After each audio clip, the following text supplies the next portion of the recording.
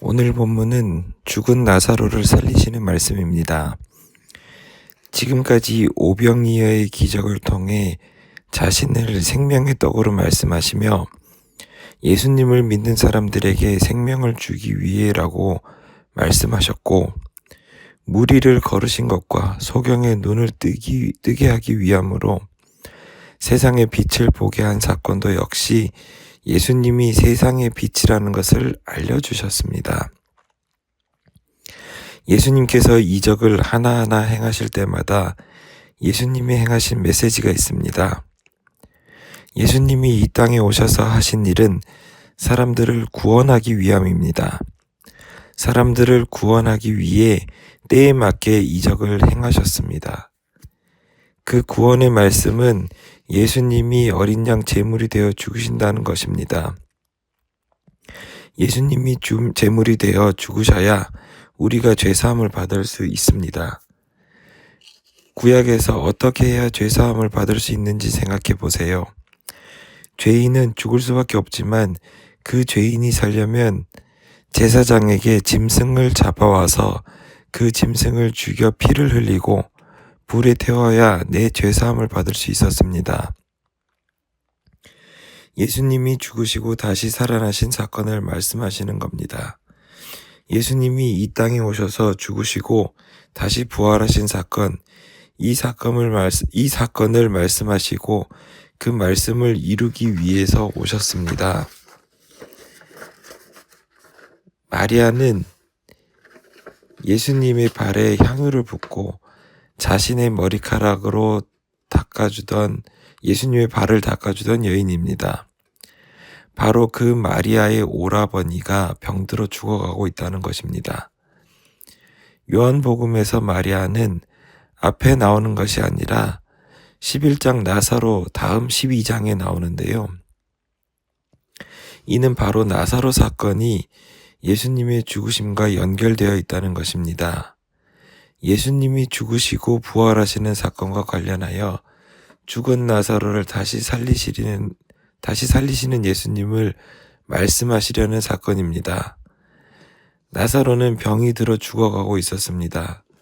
병을 낫게 해달라고 마리아와 마르다는 예수님께 사람을 보내어 당신이 사랑하는 자가 병들었다고 알려주었습니다. 예수님께 알려드리면 예수님이 나사로에게 와서 그를 살려주시기를 바랬던 것입니다. 그런데 예수님은 이 병은 죽음으로 가는 것이 아니라 하나님의 영광을 위한 것으로 하나님의 아들이 이로 인해 영광을 받게 될 것이라고 말씀하십니다. 사람들이 듣기에 죽음으로 가는 것이 아니라고 말씀을 듣고서는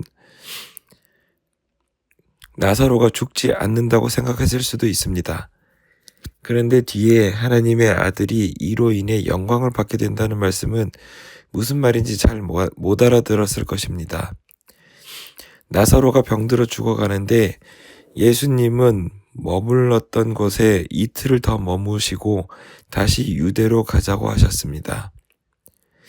이에 제자들은 유대인들이 돌로 치려 한 곳인데 다시 그곳에 가야 하는지 묻게 됩니다. 예수님의 말씀을 보세요.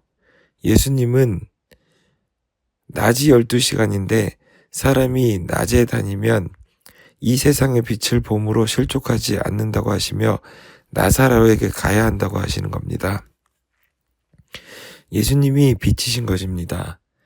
나사로에게 빛을 보여주고 나사로를 죽음에서 살리려 다시 그곳에 가시는 것입니다. 나사로는 나흘이 지나 시체가 되어 있었습니다. 예수님이 나사로가 잠들었다고 하시며 깨우러 간다고 하십니다. 예수님의 이 말씀을 들은 제자들은 이해를 못하여 잠들었으면 죽은 것이 아니고 낫는 것이라고 생각했겠지만 예수님은 나사로의 죽음을 가리켜 말씀하신 것이었습니다. 제자들은 예수님이 이적을 자주 행하시니 나사로가 자고 있다고 예수님이 말씀하시니 나사로는 죽은 것이 아니고 예수님이 나사로를 낫게 해주었다고 생각했을 것입니다.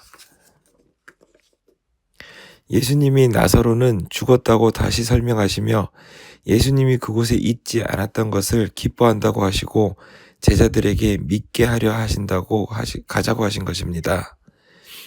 예수님은 예수님의 죽음과 부활의 말씀을 하시며 나사로의 죽음이 하나님의 영광을 위함이고 하나님의 아들이 이로 말미암아 영광을 받게 하려 한다는 말씀을 하시려는 것이었습니다. 제자들은 앞으로 일어날 예수님의 죽음과 부활의 의미를 이해하지 못할 것이었기에 예수님이 나사로를 통해 죽음과 부활의 의미를 말씀하시려던 것이었습니다. 또한 부활하고 나서 부활하신 예수님을 믿지 못할 것이기에 나사로의 죽음과 부활의 이적을 행하시며 예수님이 이 땅에 사람들을 구원하러 오신 말씀을 이루신 것입니다.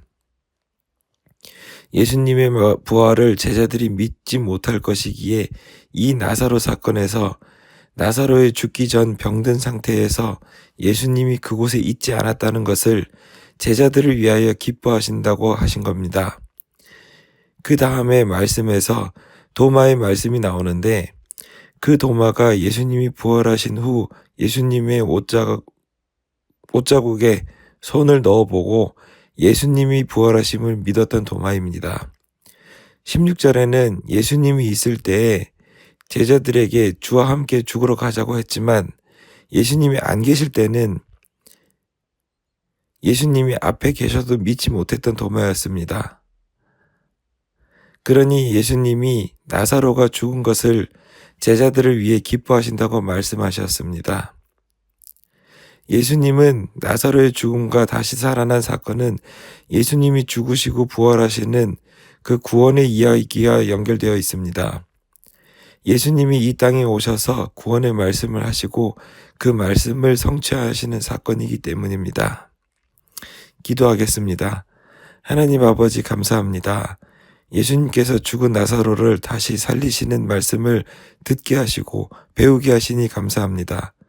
우리가 가정이나 직장에서 죽은 믿음으로 살아가시는 것이 아니라 예수님께서 다시 살리시는 믿음으로 살게 하여 주시옵소서.